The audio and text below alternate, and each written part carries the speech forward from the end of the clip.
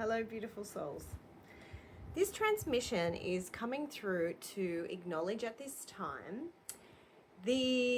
what's known as the seeking stage. Now, if you have had Kundalini awakening, or you've even had Kundalini activation, I should say, you have more than likely traveled through or could possibly be in this stage right now. And if you have previously traveled through it, it's important to remember that this stage can come around again, and it can keep coming around, in fact. And what it does, just like many of our other breaking down of this conscious and known reality, is it works through a layering system of dissolving beliefs that have been held, that there is an external way or an external perception of how we need to be. And when I say external, it means it's coming from outside us. It's not coming from inside.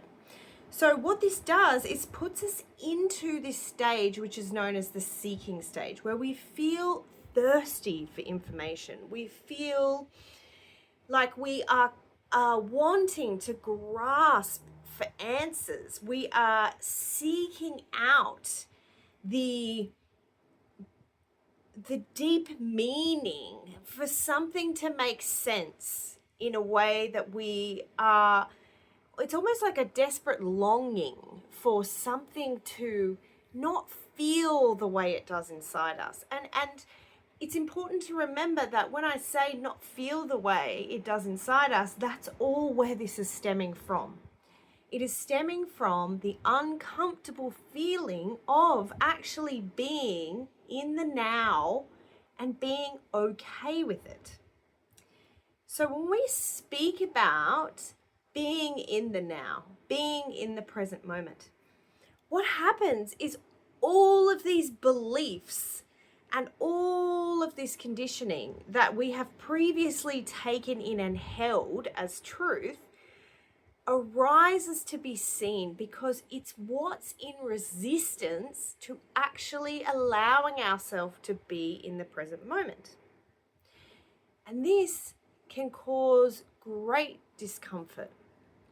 And the reason why it's uncomfortable at times and other times it's not is because of our perception of how we're actually judging the feeling that we're experiencing. So if you are in this process right now, if you are feeling, or you can bring forward something that you know makes you feel uncomfortable, and it's not directly because of someone or because of something, or it's just this feeling.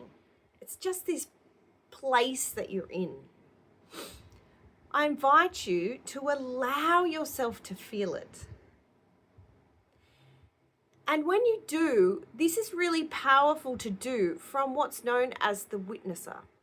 Now, I am all about grounded embodiment, so I don't often encourage tapping out, but this is a little bit different.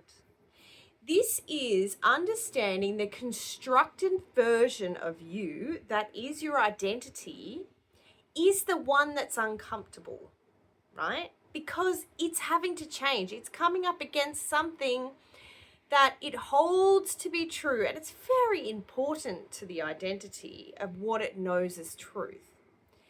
And there's a conflict happening because there's something that's wanting to be known that is unlike something that it believes. So there's a belief in the way of allowing ourselves to just be in this present moment, be in the feeling that we're experiencing, be in the awareness that we're traveling through. So if you allow yourself to bring forward this feeling and just notice it in your body. And if you're having trouble bringing it forward, that's okay. Just hold the intention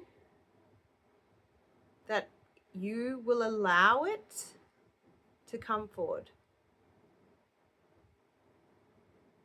Just using the breath to gently Breathe into the body, and you see you can feel that energy. I can feel a lot of you feeling it. It's almost like expanding how it's coming through for me. It's almost like your central column is expanding, like pushing and creating sort of like a pipe.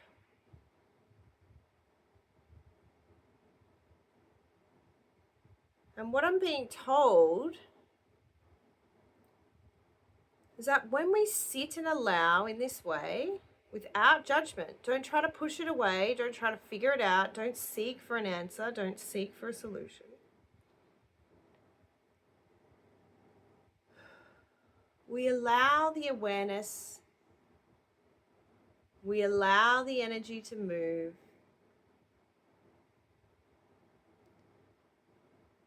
We comfort the parts of ourselves that are uncomfortable. And this is a process of retraining, because when we have these beliefs, the panic that the identity goes into is a protection mechanism. Because falsity, according to it, feels like something it needs to protect itself from, right? Now, ultimately, we understand this process that's occurring. And when we do bring understanding and awareness to it, we can travel through it a lot easier. Oh, I can feel it moving through the body. Oh. So if you're yawning, needing to move. So when we just allow this energy, allow this discomfort, seemingly, we allow it to change. We allow it to transmute. We allow it to morph.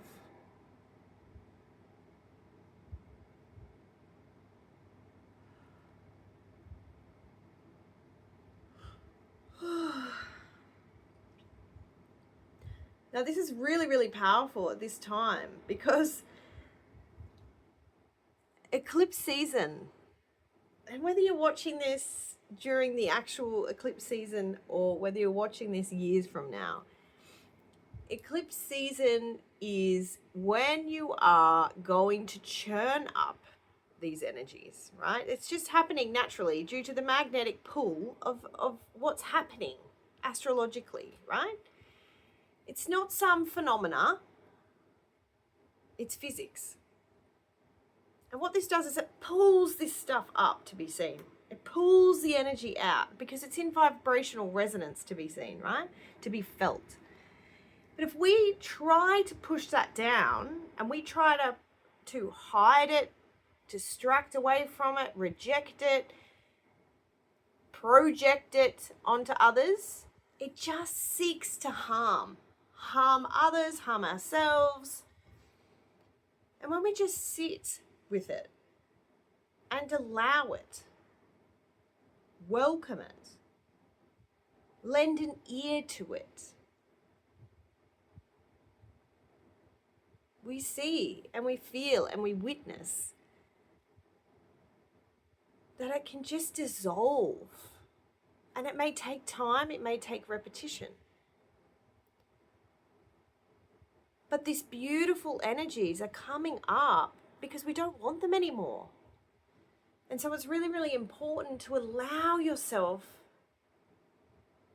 to experience them coming up, experience them being presented. If somebody is getting at you right now, how do you feel?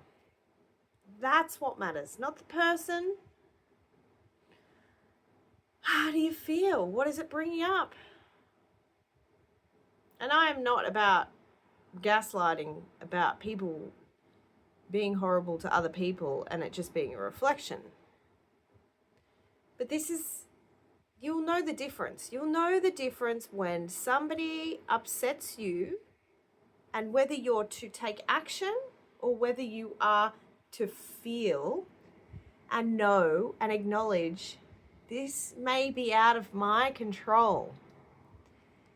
And that's also something that can be really uncomfortable. When somebody doesn't do something you want them to do, when somebody isn't being how you want them to be.